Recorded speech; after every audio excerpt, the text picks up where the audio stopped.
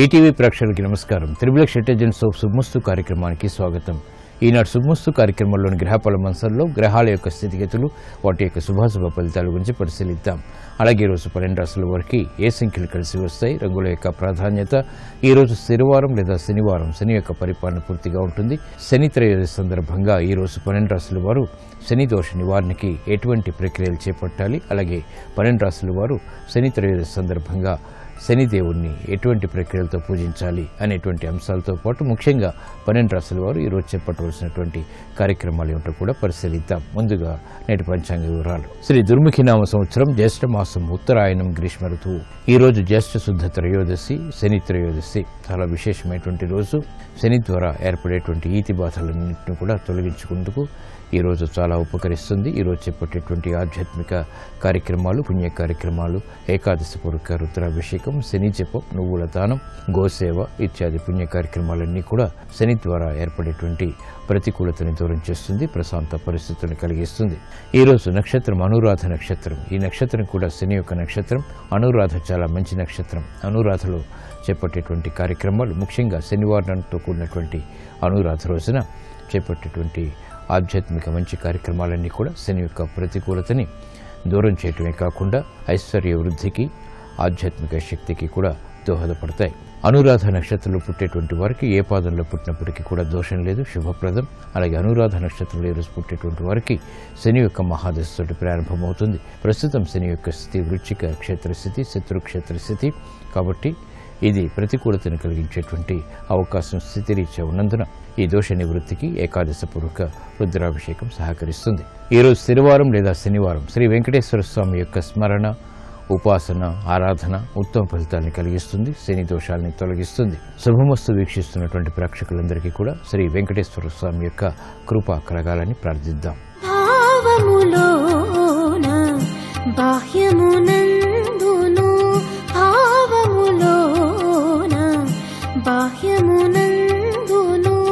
గోవింద గోవింద యని కొలువావో మనసా భావములోన. బాహ్యమునందును గోవింద గోవింద యని కొలువావో మనసా భావములోన. బాహ్యమునందును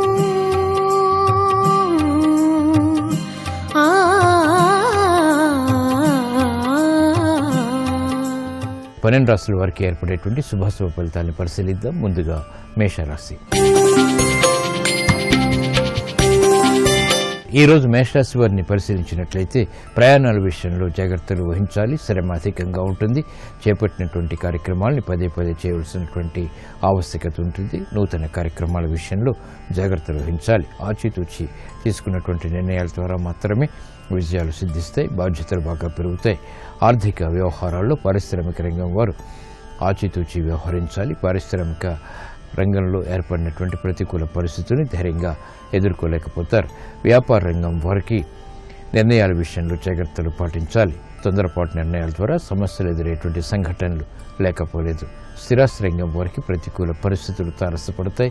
నూతన కార్యక్రమాలను వేగవంతంగా ప్రారంభించలేకపోతారు. ఈ రోజు మీ అదృష్ట సంఖ్య 8. నలుపు వర్ణం ప్రశాంతతను పెంచుతుంది. శని త్రయోదశి సందర్భంగా మేషరాశి వారు ఈ రోజు శనిదేవుని నల్ల నువ్వులతో పూజించడం ద్వారా ప్రమాదాలు దూరమవుతాయి, ప్రశాంతత పెరుగుతుంది. ఆరోగ్య పరీక్షలు ఈరోజు మీకు మేలును కలిగిస్తాయి.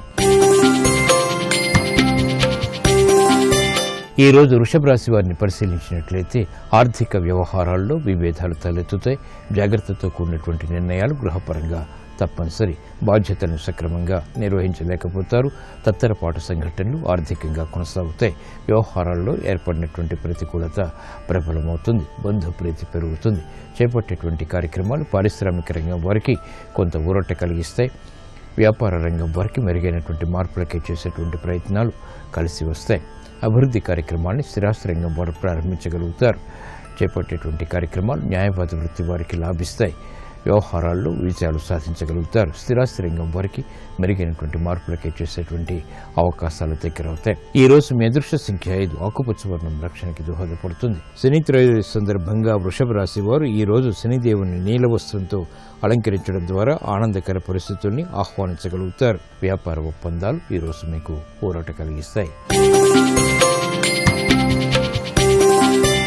ఈ రోజు మిథున రాశి వారిని పరిశీలించినట్లయితే పిల్లల విషయంలో శ్రద్ధ తప్పనిసరి. ఆలోచన దోషాలు ప్రబలమవుతాయి.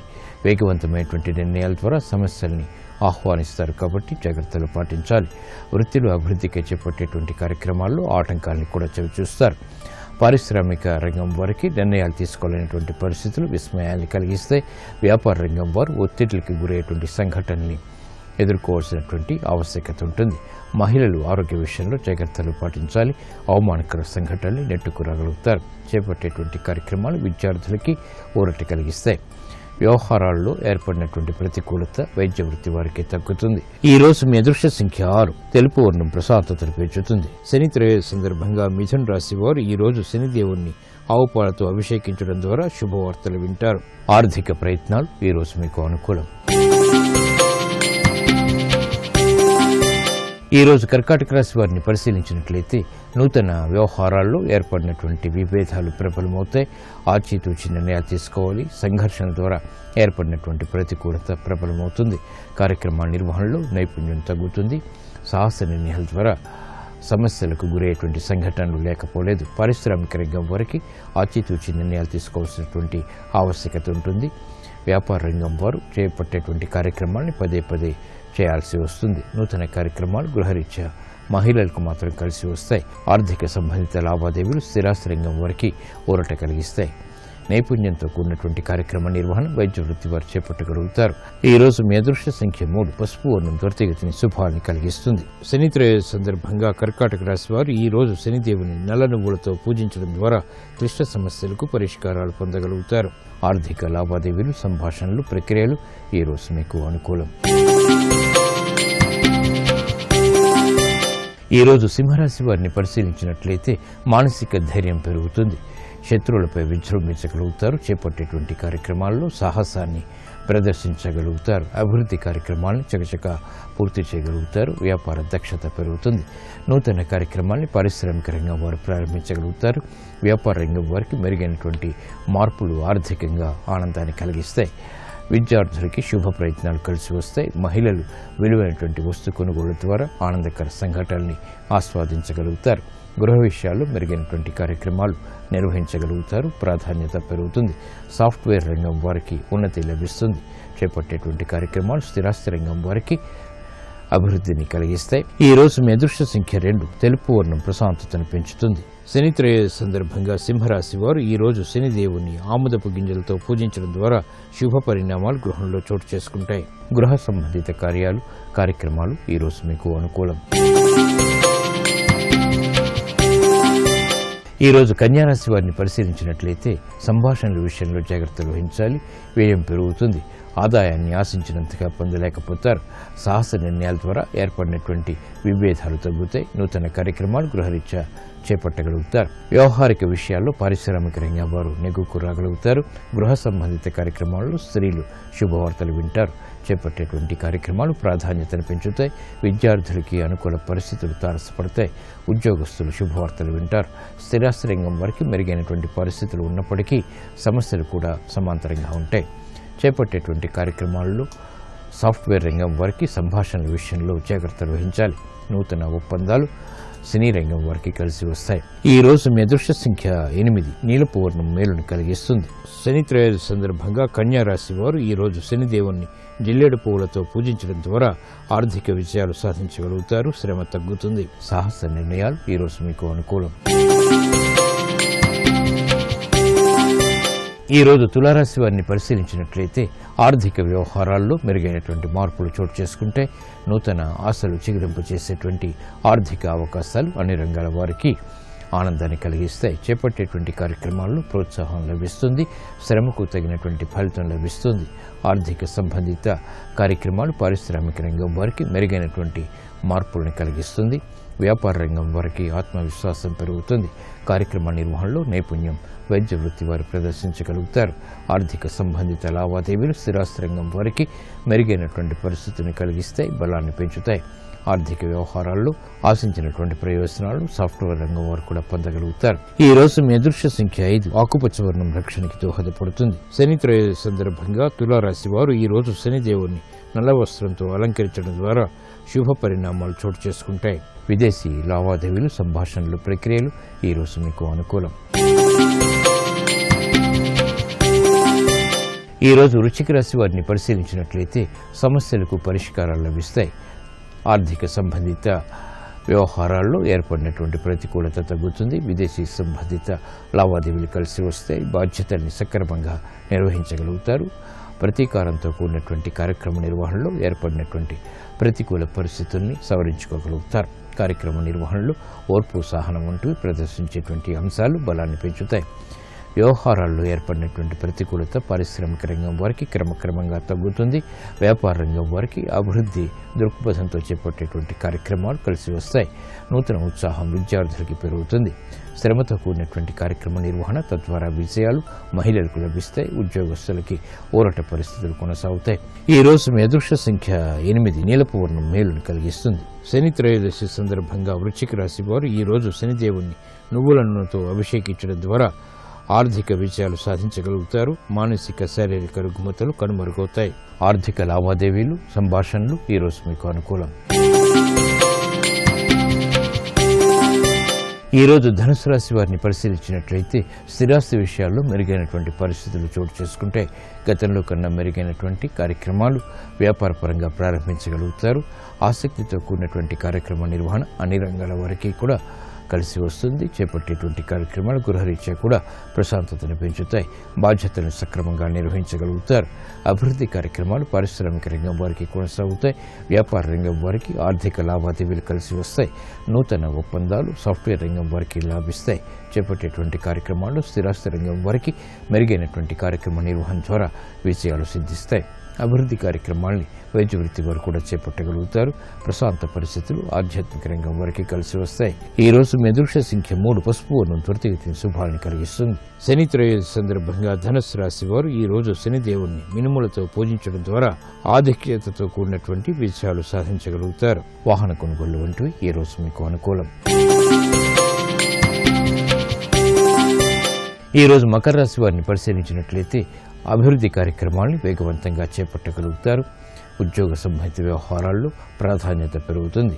సంకుచిత స్వభావంతో చేపట్టినటువంటి కార్యక్రమాల ద్వారా ఏర్పడినటువంటి సమస్యలకు పరిష్కారాలు పొందగలుగుతారు. వృత్తిలో చేపట్టేటువంటి కార్యక్రమాల్లో ప్రోత్సాహం లభిస్తుంది. నూతన ఒప్పందాలు వ్యాపారపరంగా కూడా లాభిస్తాయి. గృహ విషయాల్లో అనుకూల పరిస్థితులు ఏర్పడతాయి. ఆశించినటువంటి ప్రయోజనాలు వృత్తిపరంగా కూడా లభిస్తాయి. ఉద్యోగస్తులు శుభవార్తలు వింటారు. ప్రాధాన్యత పెరుగుతుంది. సంకోచ నిర్ణయాల ద్వారా ఏర్పడినటువంటి ప్రతికూల పరిస్థితుల్ని ఎదుర్కోగలుగుతారు. అభివృద్ధి కార్యక్రమాలు వ్యాపార రంగం వారు చేపట్టగలుగుతారు. లాభదాయకమైనటువంటి కార్యక్రమ నిర్వహణ పారిశ్రామిక రంగం వారికి కొనసాగుతుంది. ఈ రోజు మీ అదృష్ట సంఖ్య 8, నీలపు వర్ణం మేలును కలిగిస్తుంది. శని త్రయోదశి సందర్భంగా మకర రాశి వారు ఈ రోజు శనిదేవుణ్ణి ఆముదంతో అభిషేకించడం ద్వారా లాభదాయకమైనటువంటి కార్యక్రమాలు తద్వారా విజయాలు చేకూరుతాయి. వ్యాపార ఒప్పందాలు ఈ రోజు మీకు అనుకూలం. ఈ రోజు కుంభరాశి వారిని పరిశీలించినట్లయితే విదేశీ సంబంధిత లావాదేవీలు కలిసి వస్తాయి. నూతన ఉత్సాహం పెరుగుతుంది. ఆరోగ్య విషయంలో జాగ్రత్తలు పాటించాలి. కుటుంబ సఖ్యతగా చేపట్టేటువంటి కార్యక్రమాలు కలిసి వస్తాయి. స్థిరాస్తి వ్యవహారాల్లో ఏర్పడినటువంటి ప్రతికూలత తగ్గుతుంది. కార్యక్రమ నిర్వహణలో తెలివైనటువంటి నిర్ణయాలు పారిశ్రామిక రంగం వారు తీసుకోగలుగుతారు. వ్యాపార రంగం వారికి యుక్తులు బాగా ఉపకరిస్తాయి. నూతన ఒప్పందాల ద్వారా ఏర్పడినటువంటి అనుకూల వాతావరణం ఆనందాన్ని కలిగిస్తుంది. స్థిరాస్తి విభేదాలు స్థిరాస్తి రంగం వారికి తగ్గుతాయి. చేపట్టేటువంటి కార్యక్రమాలు సాఫ్ట్వేర్ రంగం వారికి ఆర్థిక ప్రోద్బలాన్ని పెంచుతాయి. అభివృద్ధి కార్యక్రమాలు వైద్య వృత్తి వారు చేపట్టగలుగుతారు. ఆశాజనకమైనటువంటి వాతావరణం సినీ రంగం వారికి కొనసాగుతుంది. ఈ రోజు మీ అదృష్ట సంఖ్య 8, నలుపు వర్ణం ప్రశాంతతను పెంచుతుంది. శని త్రయోదశి సందర్భంగా కుంభరాశి వారు ఈ రోజు శనిదేవుణ్ణి నీలిరంగు పుష్పాలతో పూజించడం ద్వారా శుభ పరిణామాలు గృహంలో చోటు చేసుకుంటే ఆరోగ్య రక్షణ ఏర్పడుతుంది. ఉద్యోగ ప్రయత్నాలు ఈరోజు మీకు అనుకూలం.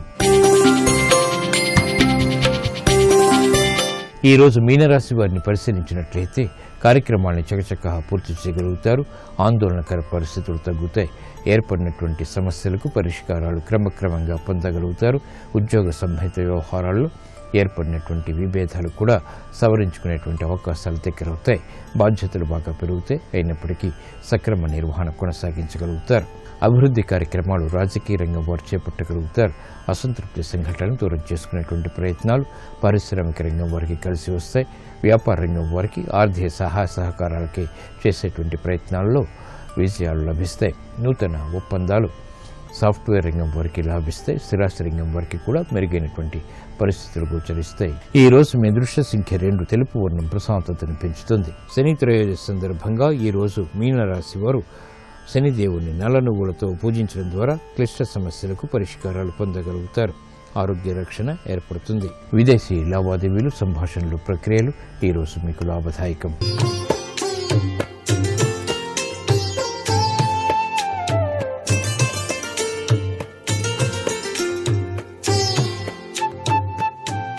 XXX డిటర్జెంట్ సోప్ శుభమస్తు కార్యక్రమంలో గృహబలం అంశానికి స్వాగతం.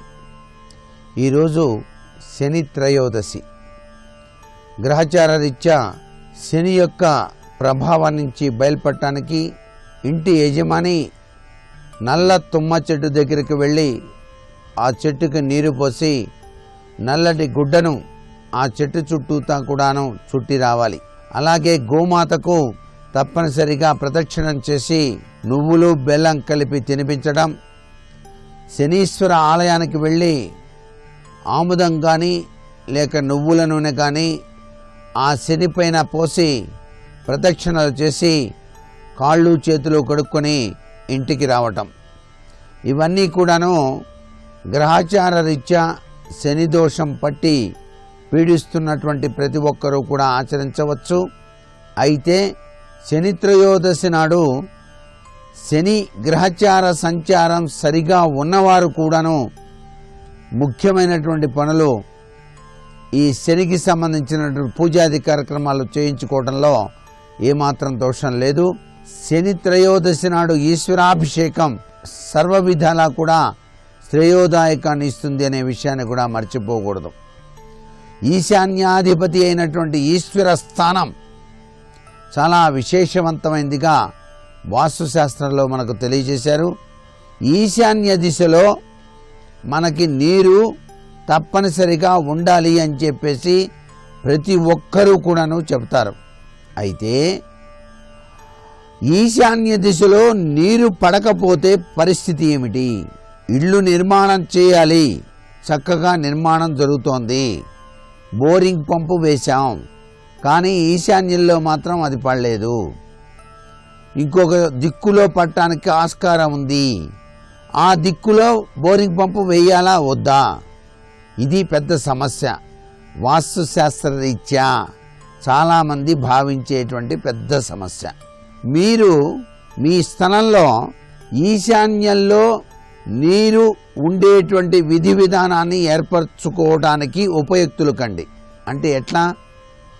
ఈశాన్యంలో ఒక చక్కటి సింకు ఏర్పాటు చేసి తూర్పు గోడకు ఉత్తర గోడను ఆనించకుండా ఆ నీరు అక్కడ నిల్వ ఉండేటట్టుగా చేసుకొని మీరు బోరింగ్ పంపు ఒక నైరుతిలో తప్ప ఇక ఏ దిశలో మీకు నీరు పడ్డప్పటికీ కూడాను నీరు పడుతుంది అని తెలిసినప్పుడు ఆ దిశలో బోరింగ్ పంపు వేసి ఆ పంపు నుంచి గొట్టాల రూపంగా మీ ఇంటి ప్రాంగణంలోని ఈశాన్య దిశకు వచ్చి నీరు చేరే విధంగా అలా చేరిన పిదప అటు నుంచి నైరుతి దిశగా పైకి ఆ ట్యాంకులోకి వెక్కేటువంటి విధి విధానాన్ని అమర్చుకోవచ్చు. నైరుతి దిశలో కట్టినటువంటి ఆ ట్యాంకులోకి నీరు చేరే విధానాన్ని మీరు పాటించడంలో ఏమాత్రం తప్పు లేదు. ఈశాన్య మూలలో బోరు ఉంటే మంచిదే, కానీ కొన్ని స్థలాల్లో ఆగ్నేయ దిశలో కానీ వాయువ్య దిశలో కానీ నీరు పట్టడానికి ఎక్కువ శాస్త్రరీత్యా ఆస్కారం ఉందనుకుందాం. అలా జరిగినప్పుడు ఏమిటి పరిస్థితి అన్నప్పుడు ఆగ్నేయ దిశలోనూ బోరింగ్ పంపు పడ్డప్పుడు ఈశాన్యంలోకి వచ్చేటట్టుగా నీటి వాడకాన్ని పెట్టి అక్కడి నుంచే మరలా మీరు నీరు వాడుకునేటువంటి విధి విధానాన్ని ఏర్పాటు చేసుకోవటం వాస్తుశాస్త్రరీత్యా సమ్మతమైనటువంటి విషయంగా ఇక్కడ భావించాలి. నిజానికి ఈశాన్యముల్లో నీరుండాలి లేదా కనీసం వాడకమైన ఆ దిశలో జరగాలి అని చెప్పటం వెనక శాస్త్రీయ దృక్పథం కూడా ఉంది. తూర్పు ఉత్తర దిశల్లో పడమర దక్షిణ దిశల కన్నా ఎక్కువ స్థలం వదలటం వల్ల ఈశాన్య మూల ఎక్కువగా ఖాళీ స్థలం ఏర్పడుతుంది. ఈ దిశలో ఉదయం పూట కాలకృత్యాలు స్నానాలు చేయటం వల్ల సూర్యకిరణాలు నేరుగా శరీరంపై పడి ఆయురారోగ్యాన్ని పెంపొందించుకోవడానికి దోహదపడుతుంది. దైవధ్యానం చేసుకోవడానికి కూడాను మనం ఈశాన్య దిశలోకే వెళ్తాం. ఈశాన్యంలో ఉండేటువంటి ఆ యొక్క పూజా మందిరంలోనే కూర్చొని ధ్యానం చేస్తుంటాం. అందుచేత ఈశాన్య దిశకు అంత ప్రాధాన్యత ఇచ్చారు. ఇక్కడ నీరు విషయంలో ఈశాన్య దిశలో నీరు పడకపోయినప్పటికీ మరొక దిశలో పడ్డప్పటికీ ఆ దిశ నుంచి ఈ దిశకు నీరు వచ్చేటట్టుగా ఏర్పాటు చేసుకొని ఆ నీటిని వాడుకోవడంలో ఏమాత్రం వాస్తు దోషం లేదు. సర్వే సర్వత్రా శుభదాయకవంతమైన ప్రభావంతోనే జీవితాన్ని గడపవచ్చు సుమా. నీరు అనేటువంటిది అత్యున్నతమైనటువంటి స్థానాన్ని వాస్తుశాస్త్రంలో ప్రసాదించింది. అందుకే అతిథులు వచ్చినా ఎవరన్నా బయట నుంచి లోపలికి వచ్చేటప్పుడైనా సరే ఈశాన్యంలో పంపు ఉంచితే ఆ పంపు కింద కాళ్ళు కడుక్కొని లోపలికి రావడం సంప్రదాయం. ఇంటి యజమాని దగ్గర నుంచి ఎవరు వచ్చినా సరే ఇంట్లోకి పంపు దగ్గర కాళ్ళు కడుక్కొని లోపలికి వచ్చేటువంటి సాంప్రదాయబద్ధం ప్రాచీన కాలం నుంచి ఉంది. అలా ఆచరించడం వలన గృహము యోగ్యవంతమైన ప్రభావంతో విరాజిల్లుతుంది అని చెప్పేసి శాస్త్రం. ఈ నీటి వాడకం విషయంలో కూడాను ఈశాన్య మూల చుక్క చుక్క నీరు పడేటట్టుగా ఏర్పాటు చేసేటువంటి విధి విధానం కూడా మంచిదే. వాయువ్యంలో మాత్రం యాక్వేరియం లాంటివి ఏర్పాటు చేసి ఆ నీటిలో ఆ యొక్క చిన్ని చిన్ని చేపలు తిరుగుతూ ఉన్నట్టుగా ఏర్పాటు చేయటం వల్ల చక్కటి యోగవంతమైనటువంటి ప్రభావం మీ గృహానికి వచ్చి తీరుతుంది అని చెప్పేసి చెప్పవచ్చు. ఇంతటి గొప్ప తత్వం కలిగినటువంటి నీటి విషయంలో నీరు ఎల్లప్పుడూ కూడాను శుభప్రదమైనటువంటి ప్రభావాన్ని ఇవ్వడానికి మీ ఇంటి పైన నిర్మాణం చేసినటువంటి ఆ యొక్క నీరు నిల్వ చేసేటువంటి ట్యాంకులో చలువరాతి మొక్క వేయండి. చలువరాతి మొక్కలో లక్ష్మీదేవి ఉంటుంది అని చెప్పేసి శాస్త్రం. చలువరాయి మీ వెంట అదృష్టం మీ చెంత అన్నారు. అందుచేత ఆ చలువరాయి మొక్కను కనుక వేసినట్లయితే లక్ష్మీకటాక్ష సిద్ధితో మీ గృహం పరమపావనమై విరాజిల్లుతుంది సుమా అనేటువంటి విషయాన్ని గుర్తెరుగుతూ మరికొన్ని ముఖ్య విషయాలు రేపటి శుభమస్తు కార్యక్రమంలో తెలుసుకుందామా? మరి సర్వే జనా సుఖినో భవంతు.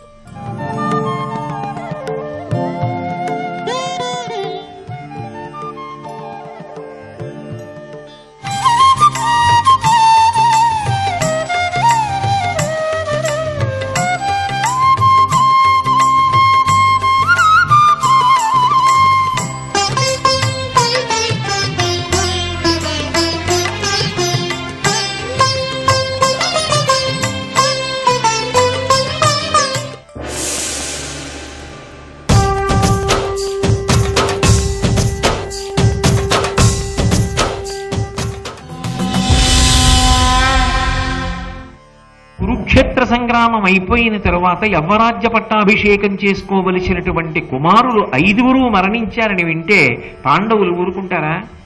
ద్రౌపదీదేవి ఊరుకుంటుందా? కృష్ణుడు ఊరుకుంటాడా?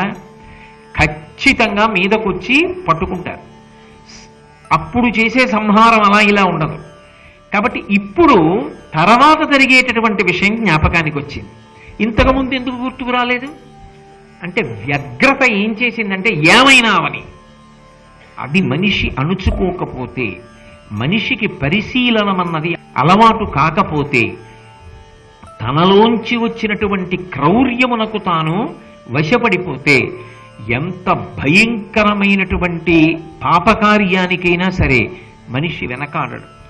అంత భయంకర కృత్యాన్ని చేస్తాడు. అందుకే అశ్వత్థామ ఇంత భయంకర కృత్యం చేశాడు. తరువాతి కోణం, వాళ్ళందరూ బయలుదేరి వస్తే తన ప్రాణాలకి సంబంధించిన విషయం. ఇప్పుడు తన ప్రాణాలకి సంబంధించిన విషయం వచ్చేటప్పటికీ పోని ధైర్యంగా అక్కడే నిలబడి నేనే చంపానని యుద్ధం చేయగలడా? పారిపోయాడు అక్కడి నుంచి. పారిపోయిన వాడు వ్యాసాశ్రమం దగ్గరికి చేరుకున్నాడు. చేరుకుని తపస్సులోకి ప్రవేశించాడు. ప్రవేశించి తపస్సు చేసుకుంటూ కూర్చున్నట్లుగా కూర్చున్నాడు. కృతవర్మ కృపాచార్యుల వారు చెరుకు దిక్కు వెళ్ళిపోయారు. తెల్లవారి దృష్టద్యుమ్నుని యొక్క సారథి పరుగు పరుగున పాండవులు ఉన్నటువంటి ప్రాంతానికి వెళ్ళి రాత్రి జరిగినటువంటి భయంకరమైన సంహార విశేషాల గురించి చెప్పాడు. చెప్పగానే పాండవులు, కృష్ణ పరమాత్మ, ద్రౌపదీదేవిని పిలిపించి ఆ శిబిర ప్రాంగణానికి వచ్చారు. అక్కడ జరిగినటువంటి ఆ హేయమైనటువంటి మారణకాండనంతటినీ చూశారు. ఇది అశ్వత్థామ చేశాడు అని దృష్టద్యుమ్నుని యొక్క సారథి చెప్పాడు. వెంటనే ద్రౌపదీదేవి భీముణ్ణి పిలిచి, నువ్వు అశ్వత్థామని సంహరించైనా తీసుకురా, లేదా సహజముగా పుట్టుకతో అతనికి తలలో రత్నం ఉన్నది, ఆ రత్నాన్నైనా ఊడబెరికి పట్రా, దానితో బ్రతికుండి చచ్చిన వాడితో సమానం. ఈ రెండిటిలో ఏదో ఒకటి చేయమంది. భీముడు గబగబా రథం మీద బయలుదేరాడు. కృష్ణ పరమాత్మ అన్నాడు, అశ్వత్థామ దగ్గర ఒక పరమ భయంకరమైనటువంటి అస్త్రం ఉన్నది. దాని పేరు బ్రహ్మశిరోనామకాస్త్రం. ఆ బ్రహ్మశిరోనామకాస్త్రం తన దగ్గర ఉన్నదని, తన తండ్రి అయిన ద్రోణాచార్యుల వారు దానిని తనకి ఉపదేశం చేశారని అశ్వత్థామకి ఎనలేని అతిశయం. ఒకానొకప్పుడు కృష్ణ పరమాత్మ అంతటి వాడి దగ్గరికి వచ్చి ఓ మాట అడిగాడు. నా దగ్గర బ్రహ్మశిరోనామకాస్త్రం ఉంది, మా తండ్రి ఇచ్చాడు, నేను తలుచుకుంటే ఎంతటి విధ్వంసాన్నైనా సృష్టిస్తాను, నీ సుదర్శన చక్రాన్ని కూడా నాకు ఇమ్మన్నాడు. అంటే నవ్వి కృష్ణ పరమాత్మ సుదర్శన చక్రాన్ని అక్కడ పెట్టి తీసుకోమన్నాడు. ముందు ఎడం చేత్తో తీయబోయాడు, బలం సరిపోక కుడి చేత్తో తీయబోయాడు, తర్వాత రెండు చేతులతో తీయబోయాడు. ఆ చక్రం కదలలేదు. సరే, కొన్ని కానుకలు ఇచ్చి బహుమతులు ఇచ్చి ఇవి నువ్వు పట్టుకెళ్ళగలిగినటువంటి ఆయుధములు కావు, వెళ్ళమని పంపించేశాడు అశ్వత్థామని. అశ్వత్థామ యొక్క ప్రవృత్తి కృష్ణ పరమాత్మకి తెలుసు, మహాభయంకరుడు. ఇప్పుడు తన ప్రాణముల మీద ఆశతో దాక్కున్నాడు. కానీ భీముడు వెళ్ళి వెతికి పట్టుకుంటాడు. పట్టుకోగానే అపాండవం చెయ్యాలన్న కక్షతో ఉన్నాడు కదూ, నిన్న రాత్రి పాండవులు దొరకలేదు. ఇవాళ భీముడు కనపడగానే ఏ ఒకరు మరణించినా మిగిలిన వాళ్ళు బ్రతకరు. అందుకని భీముడు కనపడగానే అపాండవం కావాలి, పాండవులు ఉండకూడదు అని సంకల్పం చేసి అస్త్రప్రయోగం చేస్తాడు. అస్త్రములు ప్రయోగం చేస్తే ఎదురుగుండానే ఉండక్కర్లేదు, ఎక్కడ ఉన్నా వెతికి పట్టుకుంటుంది అస్త్రం. అందున అది బ్రహ్మశిరోనామకాస్త్రం, అత్యంత శక్తివంతమైన అస్త్రం. కాబట్టి అస్త్రప్రయోగం చేస్తాడు. కాబట్టి భీముడు ఒక్కడు వెళ్ళడం మంచిది కాదు, ఇప్పుడే బయలుదేరిపోయాడు. కాబట్టి అర్జున, మనం కూడా బయలుదేరదామని కృష్ణ పరమాత్మ అర్జునుణ్ణి, ధర్మరాజుని కూడా తీసుకుని సాత్యకిని సహదేవుణ్ణి అక్కడ శిబిరాలకి రక్షణగా ఉంచి బయలుదేరి వెళ్ళాడు. కురుక్షేత్ర సంగ్రామ భూమి దగ్గరికి వెళ్ళి అక్కడ ఉన్నటువంటి పౌరుల్ని అడిగారు, అశ్వత్థామ ఇటుగా వచ్చాడా అని. అశ్వత్థామ, కృపాచార్యుడు, కృతవర్మ కూడా వచ్చారు. మిగిలిన ఇద్దరూ చెరొక వైపు వెళ్ళిపోయారు. ఒక్క అశ్వత్థామ మాత్రం వ్యాసాశ్రమం వైపుకి వెళ్ళారు అన్నారు. వ్యాసాశ్రమం దగ్గరికి వెళ్ళేటప్పటికీ నక్షత్రములతో కూడుకున్నటువంటి చంద్రుడు ఎలా ఉంటాడో అలా అనేక మంది విద్వాంసుల యొక్క సమూహం మధ్యలో వ్యాసుడు తపస్సు చేసుకుంటూ ఉన్నాడు. ఆ ఆశ్రమానికి కొంచెం దూరంలో అశ్వత్థామ తపస్సునందు కూర్చున్నవాడిలా తపస్సు చేస్తూ కూర్చున్నాడు. నిన్న రాత్రి ఎంత క్రౌర్యం, ఇవాళ ఏ స్థితి, ఏమైనా అర్థం ఉందా? పోనీ ఇది మనసులో మార్పు వచ్చి జరిగిందనుకోండి, పరమాత్మ కూడా ఆదరిస్తాడు. ఏదో తప్పు చేస్తే చేశాడు, కానీ చాలా పెద్ద మార్పు వచ్చింది అనుకుంటాడు. నిజానికి లోపల మార్పు రాలేదు, అలా కూర్చున్నాడంతే, అదో కపట వేషం, అంతకన్నా అనడానికి ఆస్కారం ఉండదు. తపస్సులో కూర్చున్నవాడిలా కూర్చునున్నాడు. ఇవన్నీ మనం జాగ్రత్తగా పరిశీలనం చేసుకుంటే మన జీవితంలో మనం అటువంటి పనుల జోలికి వెళ్లకుండా కౌర్యమునకు వశపడకుండా బ్రతకవలసినటువంటి అవసరాన్ని చెప్తాయి. ఒక్కసారి కానీ మనిషికి కోపం ఎక్కువైపోయి ఆ కోపానికి వశపడిపోయాడా ఇక ఏం చేస్తున్నాననేటటువంటి యుక్తాయుక్త విచక్షణ ఉండదు. అందుకే ఒక నిర్ణయం చేసేటప్పుడు తొందరపడుతున్నామేమో అని అనుమానం ఉంటే కాసేపు ఆపేయడం మంచిది. మనం కోపంతో నిర్ణయం చేస్తున్నామేమో అని అనుమానం ఉందనుకోండి, ఆ నిర్ణయాన్ని అప్పటికి చేయకూడదు. అందుకే రామాయణంలో హనుమ ఒక మాట చెప్తారు, క్రుద్ధ పాపం న కుర్యాత్కః క్రుద్ధో హన్యాద్గురూనపి క్రుద్ధ పరుషయా వాచా నరం సాధు నధిక్షిపేత్ యథోరగస్తచం జీర్ణాం సవై పురుషముచ్యతే అంటారు.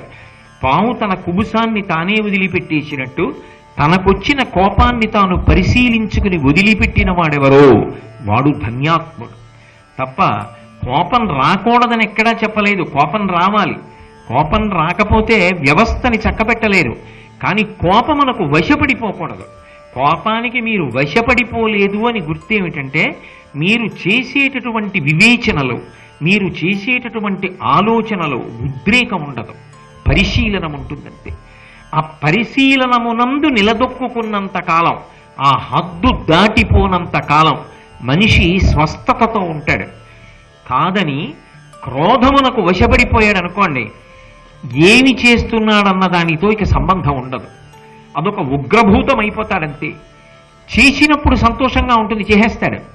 కానీ తరువాత మాత్రం జీవితం చాలా భయంకరంగా ఉంటుంది. చేసిన తప్పిదం క్రోధం వచ్చి ఒక్కసారి చేయడం తేలిక, కానీ ఆ తరువాత జీవితం అంతా కూడా ఎంత విచారించినా ఉపయోగం ఉండదు. అందుకే మనిషి మొట్టమొదట పరిశీలించుకోవలసింది అసూయని.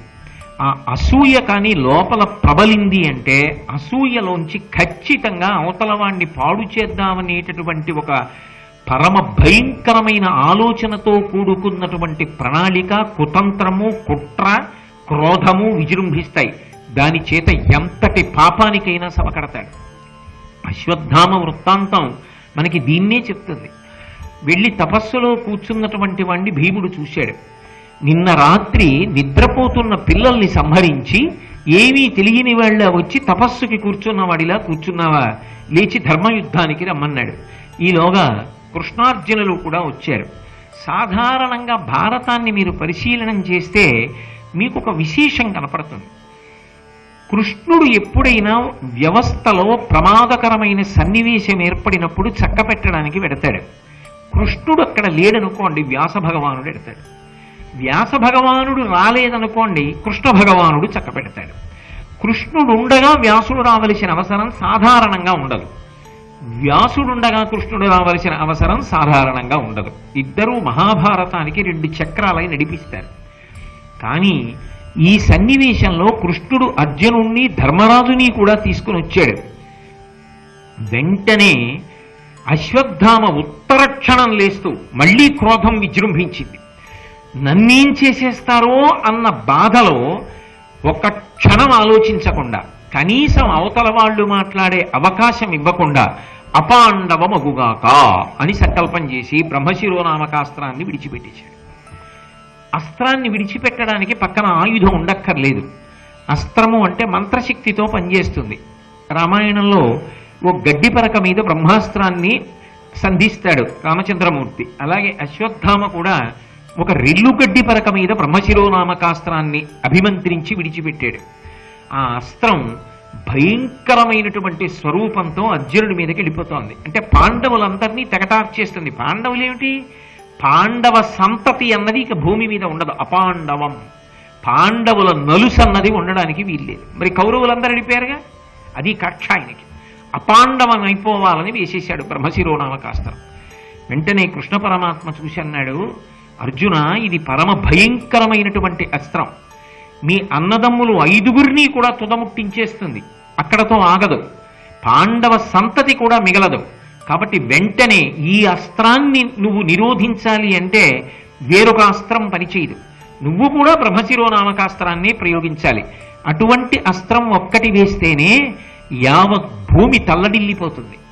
అటువంటిది అశ్వత్థామ ప్రయోగించాడు కాబట్టి కృష్ణుడు అర్జునుడిని ప్రయోగించమన్నాడు. ఇప్పుడు 2 బ్రహ్మశిరోనామకాస్త్రములు ఒకదానికొకటి ఢీకొనాలి. వెంటనే కృష్ణ పరమాత్మ చెప్పాడంటే శాసనం అర్జునుడికి. రథం దిగి తన గురువు అయినటువంటి ద్రోణాచార్యుల వారికి నమస్కారం చేశాడు. అస్త్రముల యొక్క మంత్రములకు అధిదేవతలైనటువంటి వారందరినీ స్మరించి వారికి నమస్కారం చేశాడు. మా పాండవులందరికీ కూడా క్షేమమగుగాక, మా అన్నదమ్ములు 5గురు కూడా కుశలముగా ఉండెదరుగాక అని సంకల్పం చేసి తాను కూడా బ్రహ్మశిరోనామకాస్త్రాన్ని విడిచిపెట్టాడు.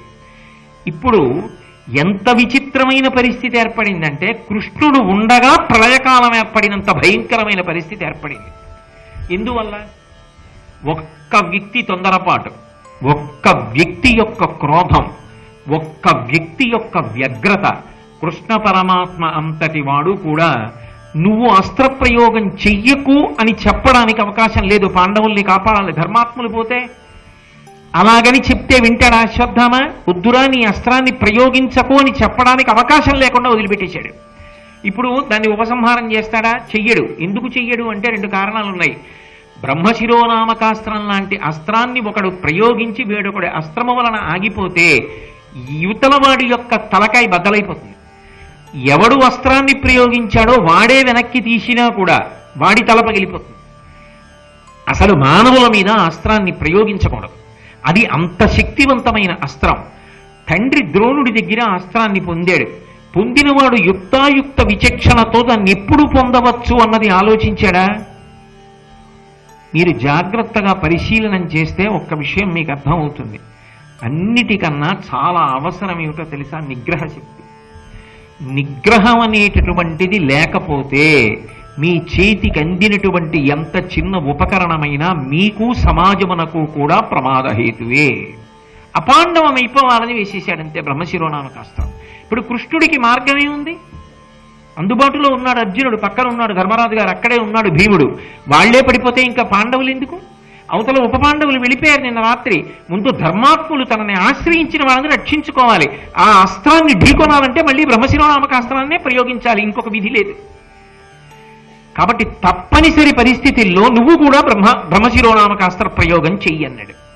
ఇప్పుడు ఒక వ్యక్తి క్రౌర్యం ఎంత దూరం వెళ్ళిపోయిందంటే సమస్త ప్రపంచము సంక్షోభంలోకి వెళ్ళిపోయింది. ఇంత సంక్షోభంలోకి వెళ్ళిపోతే లోకముల యొక్క హితాన్ని కోరుకునేటటువంటి మహాత్ములు ఇప్పుడు ఉంటారు. నారదుడు పరుగున వ్యాసుల వారి దగ్గరికి వచ్చాడు. అయ్యయ్యయ్యో, ఇంత కురుక్షేత్ర సంగ్రామం అయిపోయిన తర్వాత 2 బ్రహ్మశిరోనామకాస్త్రాల్ని ప్రయోగించారు. మీ ఆశ్రమం ముందే జరిగింది, 2 అన్నాడు. ఇద్దరూ గబగబా బయలుదేరారు. లోకహితం కోరేటటువంటి వాళ్ళ నోటి వెంట వచ్చే మాటలు ఒకలాగే ఉంటాయి.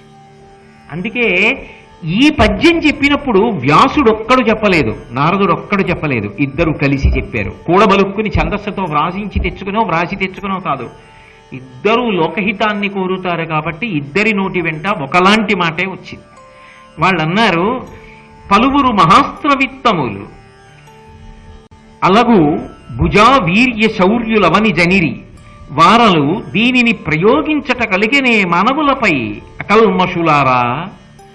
ఏమయ్యా అర్జున, ఎంతమంది మహావీరులు రాలేదు, ఎంతమందికి అస్త్రములు తెలిసిన వాళ్ళు లేరు.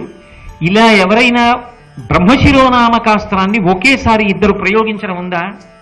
మనుష్యుల్ని పాడు చెయ్యాలని ఒకడు ప్రయోగించడం, రక్షించుకోవడానికి ఇంకొకడు ప్రయోగించడం ఉంటుందా? ఇలా చెయ్యొచ్చా?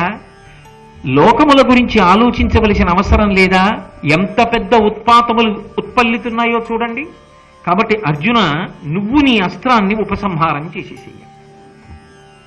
ఆయన పరమధర్మాత్ముడు. నిజానికి బ్రహ్మశిరోనామకాస్త్రాన్ని ఒకసారి ప్రయోగించిన తరువాత వెనక్కి తీశారనుకోండి, ఉపసంహారం చేస్తే దానికి తగిన ఆహారం దొరకలేదు. కాబట్టి ఎవరు ప్రయోగించి ఉపసంహారం చేశాడో వాడి తల బదలు కొట్టేస్తున్నారు.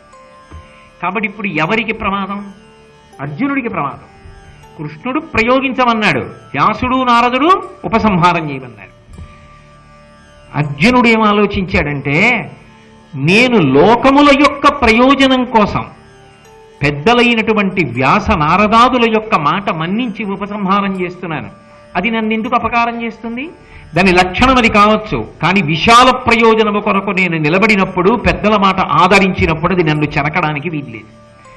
కాబట్టి ఆయన ఉపసంహారం చేశాడు. ఆశ్చర్యం ఏమిటంటే అది అర్జునుణ్ణి ఏమీ చెయ్యకుండా శాంతించింది. శాంతిస్తే వెంటనే ఒక విషయం అన్నారు సౌప్తిక పర్వంలో, తపమును బ్రహ్మచర్యమును దానము సత్యము కల్గు ఆ సురాధిపతనయుండు తక్క సముదీర్ణముగా నిగిడించి అమ్మహోగ్రపు మహితాస్త్రముండ్లుకును రాదు మగుడ్వడగా అట్టి భంగి భూమిపతులు కాదు దేవతలు మెకొనజాలరు కౌరవీశ్వర. సంజీవుడు చెప్తున్నాడు ధృతరాష్ట్రుడితోటి, నిజానికి దేవతలు కూడా ఇటువంటి అస్త్రాన్ని ప్రయోగిస్తే ఇక ఉపసంహారం చేయలేరు. అర్జునుడు చెయ్యగలిగాడు అంటే, చేసి బ్రతకగలిగాడు అంటే ఆయన చేసినటువంటి తపస్సు అన్న మాటకి నేను అర్థం చెప్తున్నాను కదా, నిన్నటి నుంచి చెప్తున్నాను. ధర్మమునందు అనురక్తి, ఆయన ధర్మానురక్తి, ఆయనకి పెద్దల పట్ల ఉన్న గౌరవం, బ్రహ్మచర్యమును ఇంద్రియములను నిగ్రహించగలిగినటువంటి శక్తి, దానము, ఏ ప్రయోజనాన్ని అపేక్షించకుండా ఇతరుల యొక్క సంతృప్తి కొరకు, సంతోషము కొరకు, సమాజ హితము కొరకు తాను త్యాగం చెయ్యడం, తాను విడిచిపెట్టడం తన దగ్గర ఉన్నదాన్ని. అటువంటి దానము, సత్యము, ఒక మాట అంటే దానికి కట్టుబడి ఉండగలగడం, అటువంటి సత్యము కలిగినటువంటి ఆ సురాధిపతనయుడు దక్క, సురాధిపుడైనటువంటి ఇంద్రుడి యొక్క కుమారుడైనటువంటి దేవేంద్రుడు తక్క, ఇలా బ్రహ్మశిరోనామకాస్త్రాన్ని ఉపసంహారం చెయ్యడం అనేటటువంటి ప్రక్రియ అన్యులకు సాధ్యమే. ఎవరైనా చేయగలరా? దేవతలు కూడా చెయ్యలేరు. కాబట్టి ఇప్పుడు అర్జునుడు ఉపసంహారం చేశాడు. చేసి గబగబా వ్యాసుల వారి దగ్గరికి వెళ్ళి ఒక మాట అన్నాడు, అయ్యా మీరు పెద్దలు, పూజ్యులు, మా వంశమునకంతటికీ పెద్దవారు, మీరు చెప్పారు, నేను ఉపసంహారం చేశాను, కానీ అశ్వత్థామ ఉపసంహారం చేయలేదు, అపాండవమని కోరాడు. కాబట్టి ఆ అస్త్రం మా అన్నదమ్ముల మీద పడిపోయి చెనకుతుంది. కాబట్టి దయచేసి మీరు ఇదే మాట అశ్వత్థామకి చెప్పి ఉపసంహారం చేయించండి అన్నాడు. అంటే అశ్వత్థామ వంక తిరిగాడు. తిరిగి వ్యాసుల వారు ఒక మాట చెప్పారు. సాధారణంగా మహాభారతంలో వ్యాసుడు ఒక మాట చెప్తే కాదని ఉన్నటువంటి వాళ్ళు మీకు ఇప్పటి వరకు కనపడలేదు కదా, ఇది మొదటిసారి. అశ్వత్థామ వంక తిరిగి ఉపసంహారం చేయమని ఒక మాట చెప్పాడు. నువ్వు ఉపసంహారం చేసేసి నీ తలలో ఉన్నటువంటి రత్నం ఉన్నదే, నీకు పుట్టుకతో వచ్చిన రత్నం, అది తీసి అర్జునుడికి ఇచ్చేసేయి, నువ్వు బ్రతికిపోతావు. నిన్ను చంపరు వాళ్ళు. నువ్వు చేసినటువంటి తప్పు అంతా ఇంతటిది కాదు, అంత క్రూరమైన తప్పు చేశావు, అసలు చంపేయాలి నిజానికి. కానీ వాళ్ళు చంపరు. ఎందుకు చంపరో తెలుసా? వాళ్ళు ధర్మాత్ములు. నువ్వు గురుపుత్రుడివి, ద్రోణాచార్యుల వారి కొడుకువి, ద్రోణుడు వాళ్ళ గురువు. గురుపుత్రుడికి గురువుకి గురుపత్నికి అభేదం. కాబట్టి గురుపుత్రుణ్ణి చంపడం గురువుని చంపడంతో సమానం. కాబట్టి నిన్ను వాళ్ళు చంపరు, ఆ పాతకానికి వాళ్ళు ఒడిగట్టారు. నీ శిరోరత్నాన్ని వాళ్ళకి ఇచ్చేసేయి, నీ అస్త్రాన్ని ఉపసంహరించి అంటే ఆయన అన్నాడు, ఏ పాండవులకి రత్నాలు తక్కువ? కౌరవుల్ని ఓడించారుగా, దుర్యోధనుడిని పడగొట్టాడుగా భీముడు తొడలు విరగ్గొట్టి. దుర్యోధనుడి దగ్గర రత్నాలన్నీ కూడా ఇప్పుడు పాండవులేగా తీసుకుంటారు. ఇన్ని రత్నాలు దోచుకున్న వాళ్ళకి దోచుకున్నారట వాళ్ళు. ఇన్ని రత్నాలు దోచుకున్న వాళ్ళకి నా రత్నం ఒక్కటి తక్కువైందా, ఇదొక్కటి ఎందుకు ఇవ్వాలి అని తను బ్రతకడం కష్టం కదా మరి ఇవ్వకపోతే. అందుకని రత్నాన్ని తీసి వ్యాసుడి చేతిలో పెడుతూ ఒక మాట అన్నాడు, మనస్త్రంబు పాండవేయ రాగపాత్ర గర్భములకు హానిగా వించి సంతృప్తి పొందితా ప్రశాంతి పొందుగాక. నేను నా రత్నం ఇచ్చేస్తున్నాను, కానీ ఎంత కాపట్య బుద్ధితో మాట్లాడాడో చూడండి. ఆయన అన్నాడు, నేను వదిలిన అస్త్రం ఉందే, ఇది నేను అర్జునుడిలా ఉపసంహారం చేయలేను. అంత తపస్సేది, ఆ సత్యమేది, ఆ నిష్కల్మషమైన బుద్ధేది. అందుకని వెనక్కి తీయలేడు. వెనక్కి తీస్తే తల పగిలిపోతుంది. అందుకని మదస్త్రంబు పాండవేయ రాగ పాత్ర గర్భములకు హానిగా వించి సంతృప్తి పొంది తా ప్రశాంతి పొందుగాక.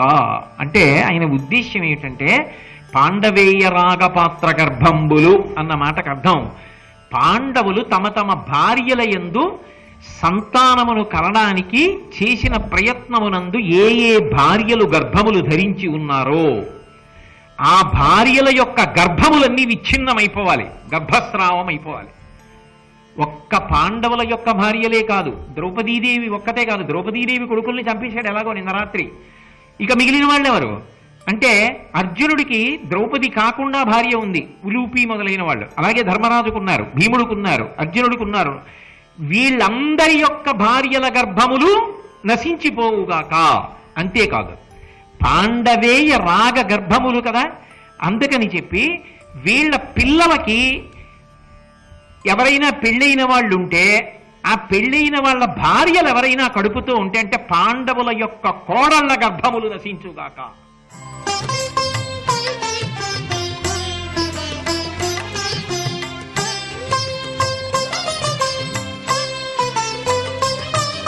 సర్వం శ్రీ ఉమామహేశ్వర పరబ్రహ్మార్పణమస్తు.